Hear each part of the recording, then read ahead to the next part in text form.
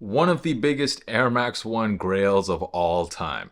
Let's go. Amsterdam-based retailer Patta is pretty much a sneaker and streetwear institution in Europe, and they have also been one of the strongest sneaker collaborators out there through their work with Nike, New Balance, and several other brands. And this year marks their 20-year anniversary, and in order to celebrate the event, they re-released one of their most iconic collabs of all time. In this video, I will be reviewing the Air Max 1 Patta Chlorophyll.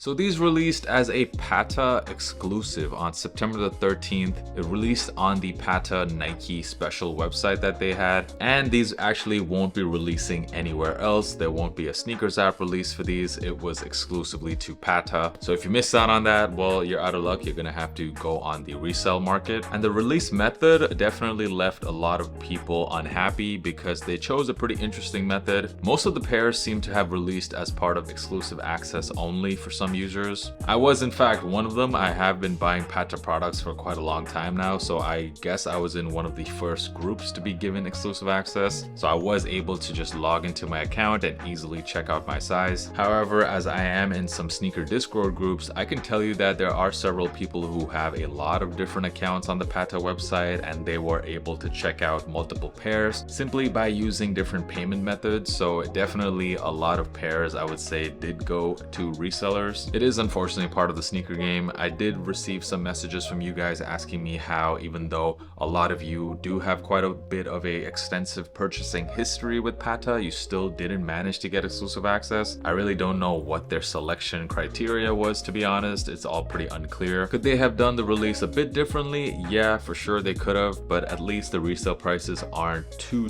crazy on this pair. These did retail, by the way, for a price of 160 euros. But enough about the release. Let's talk about Patta. Now, Patta could have done several different things to commemorate their 20-year anniversary. They could have dropped a brand new shoe. They could have re-released any of their other collabs that they've done in the past. In fact, Patta has actually done over 50 different sneaker collabs in their history, but I don't think they could have chosen a better shoe to release to mark their 20 years. And I think a lot of longtime sneakerheads could probably agree. This is, a lot of people say, one of the most iconic Air Max 1s to ever release. The first time these did drop was actually all the way back in 2009, and it was also to celebrate an iconic moment for Patta. It was their 5-year anniversary, and they didn't drop on their own. They dropped as part of a pack. I don't know what the exact name was for the pack. I think it was maybe the denim pack, but there were 3 other shoes that released: the Air Max 1 denim. We also had the purple denim, the Lucky Greens as well, which was another green pair but a much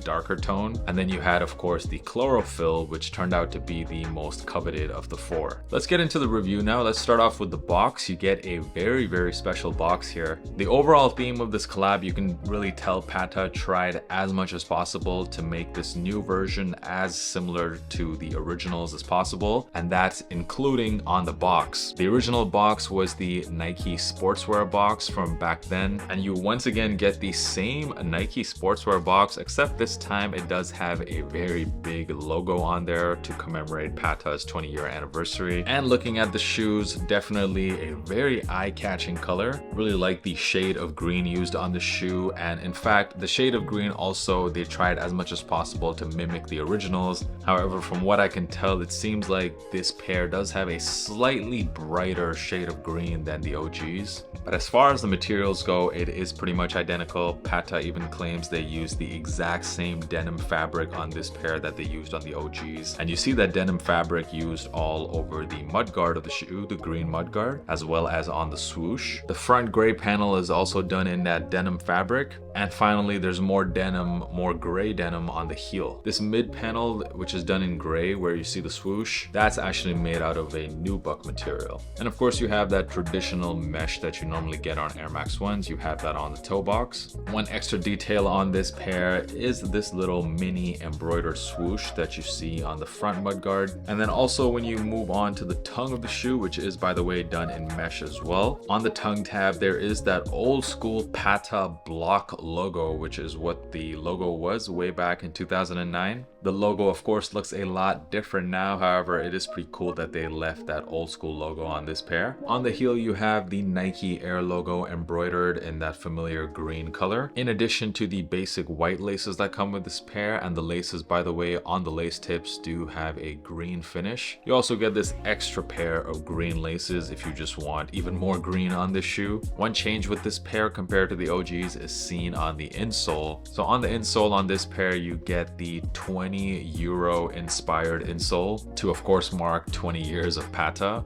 The insole back then had a 5 on it to commemorate the 5-year anniversary, and it wasn't inspired by euros, it was inspired by the Dutch guilder, which was the currency in the Netherlands before the euro became the official currency back in 2002. From reactions that I've seen online, it seems like most of the OG Air Max heads are very pleased with how this shoe turned out, just because of how similar it is to the OGs. In terms of the materials, in terms of the shapes, they really tried to keep it as one-to-one as possible, and of course fans love that. Do let me know in the comments if any of you guys do manage to have the older pairs. How do they compare with these, and are you guys pleased with how these turned out? I did end up getting these in my true size, which is a US 11, and just like with any other Air Max ones, these fit me perfectly going true to size. Both from a width perspective and a length perspective, I don't really have much complaints. To give you some sort of reference, I go with my true size also in Nike Dunks. I go half size down in the Air Force Ones, but I do go a half size up in some other Air Max models, like for example the 95s, the 97s,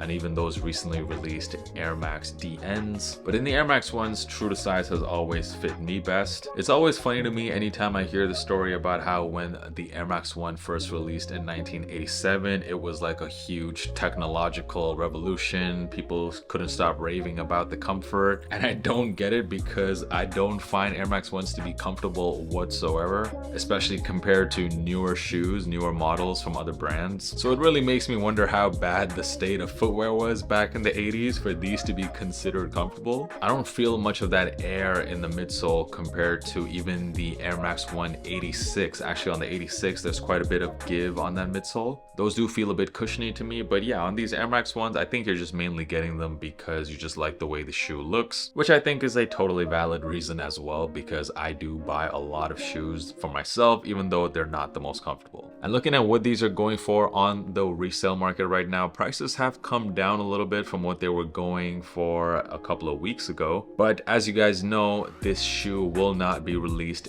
anymore anytime, so don't expect these prices to drop even further. You will be surprised how strong the Air Max 1 community is, especially those of you guys who wanted these OG pairs. So if you're willing to pay the current prices, then I would suggest just going ahead and buying instead of waiting any longer. Unless there's some magic restock in the future, which of course you can't really count that out. I don't really see these prices dropping that much more, so if you really do want to cop these, I would say now would probably be the best time. I will leave a StockX link in the description. If you guys do buy using that link, that is one way to help support the channel. Overall, I think Patta just chose the perfect model to celebrate their 20-year anniversary, and having heard so much about this shoe through the years and never really seeing a pair in person, after actually getting these in hand, I totally understand why this shoe is so appreciated. They just look super clean. The denim materials, that green shade, and Air Max 1s, I feel like it's just one of those models that never really go out of style. So I do think these are an excellent release, or a re-release, let's call them that. Do let me know in the comments, what do you guys think about this shoe? Did you manage to cop them? Will you be paying resale for them? Do let me know. And of course, if you haven't already done so, make sure you are subscribed to the channel and also following me on Instagram, because that is where I am the most active. A lot of you guys have asked me to drop the podcast episodes here on YouTube in addition to other streaming platforms, so we're going to be doing that as well. But do check out the podcast as well. I will leave links in the description. Thank you guys so much for stopping by and for supporting my channel. I'll catch you guys in the next video. Peace.